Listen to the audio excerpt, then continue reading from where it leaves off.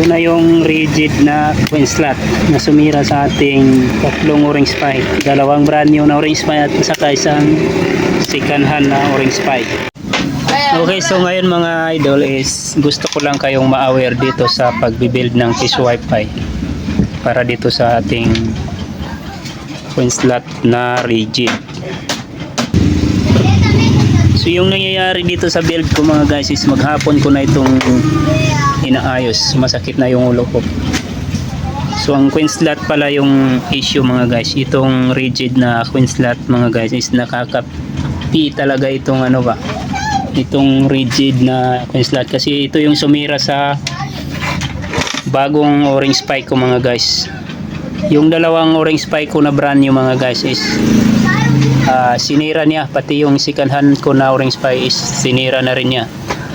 So nalaman ko lang siya mga guys nung pinalit ko na yung pinakahuling orange spike ko na brand new, tapos hindi ko siya kinabit dito sa rigid na orange spike or coin slot. So ang ginawa ko dito ko muna siya sa alan na coin slot nilagay.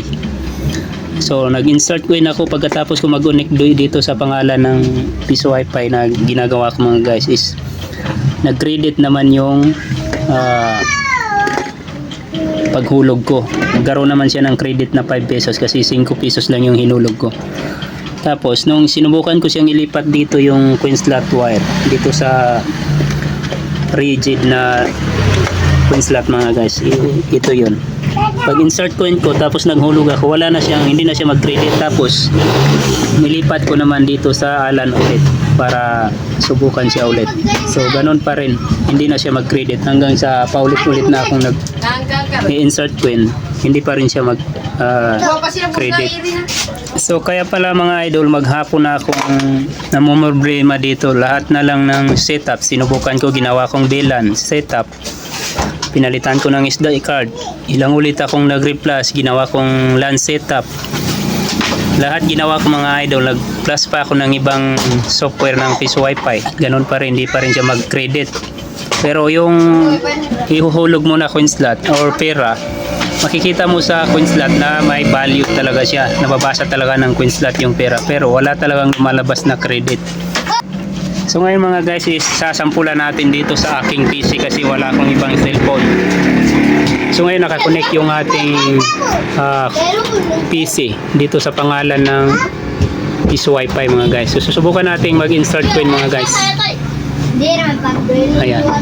So ngayon maghuhulog tayo ng 10 pesos dito sa alan coin slot. Ayan. So makikita nyo may mag-credit talaga yan siya ng 10 pesos. Ayan.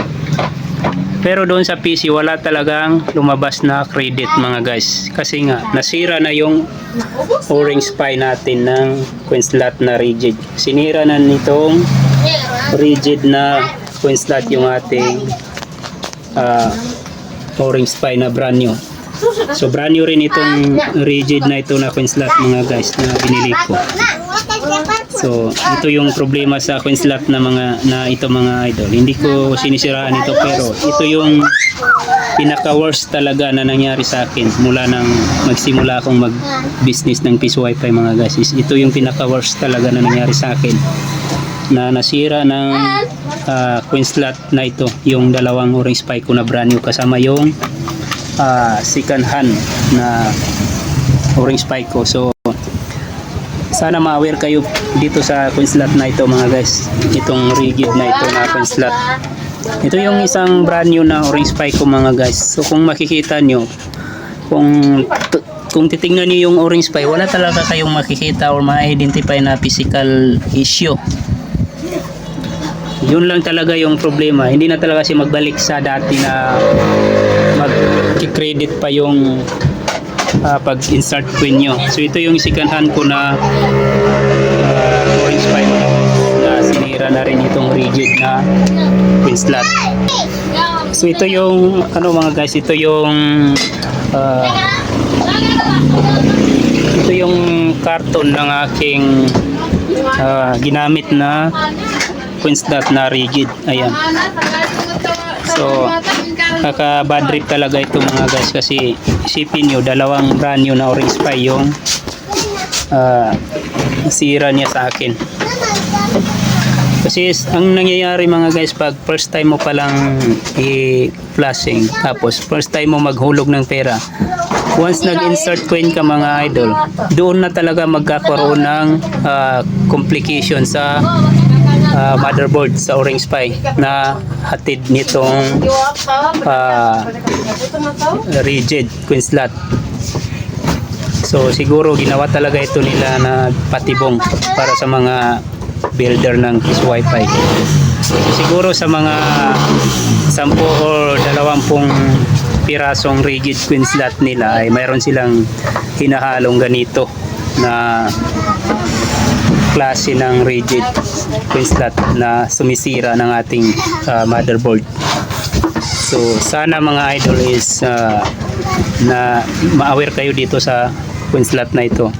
So recommended ko sa inyo mga guys na gamitin nyo is yung Allen coin slot na lang para walang sabit mga idol. Kasi napaka-worst talaga itong nangyari nito sa akin mga idol.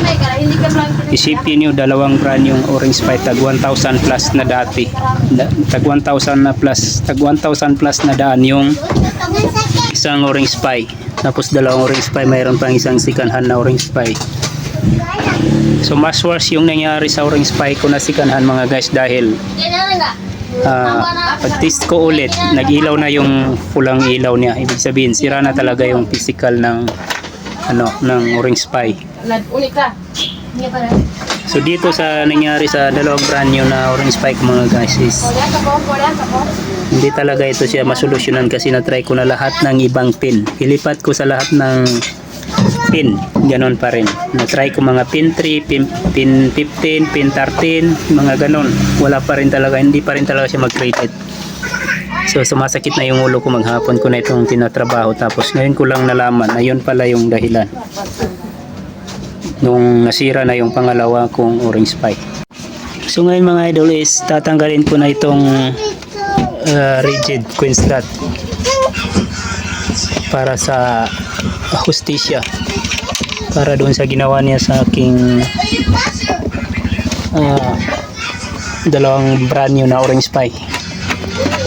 Kailangan ng hustisya mga idol.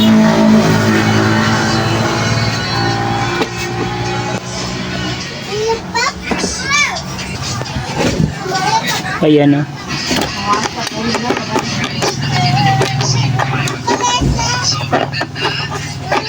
So off muna natin.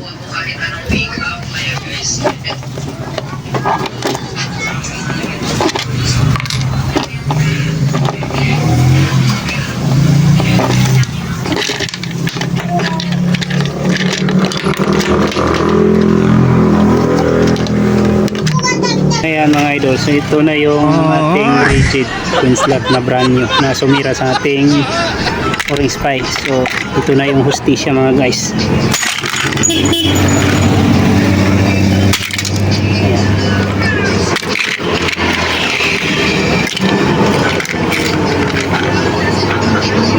Ayan.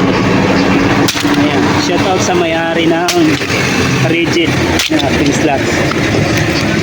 Ayan. Ayan. Ayan. Ito na yung rigid na coin slot na sumira sa ating tatlong O-ring SPY. Dalawang brand new na O-ring SPY at saka isang second hand na O-ring SPY. Yan na siya mga guys. Yan yung may spring pa pala siya oh.